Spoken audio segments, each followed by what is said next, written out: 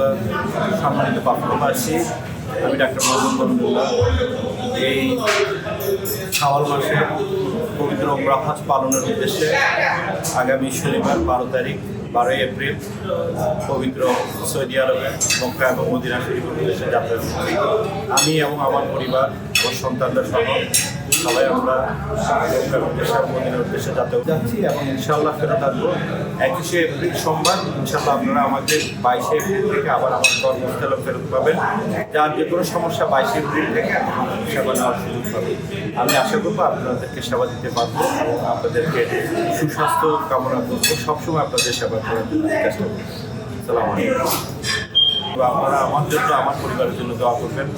আমি খুব স্বল্প সময় আপনাদের কাছে যে বার্তাটা পৌঁছে দিতে চাই সেটা হচ্ছে যে আপনারা সবাই নিজেদের প্রতি যত্ন নেবেন এবং বাফলো মেডিকেল কেয়ার সর্বদা আপনাদের সেবায় নিয়োজিত ছিল এবং আমরা আছি এবং আমি মনে আপনাদের থেকে দোয়া যাচ্ছি আমার পরিবারের জন্য। আমি সবার জন্য দোয়া করবো।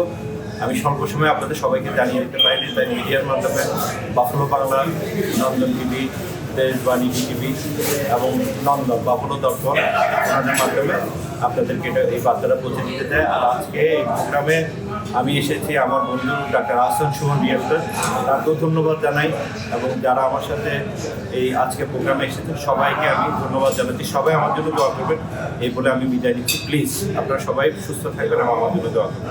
আসসালামু আলাইকুম।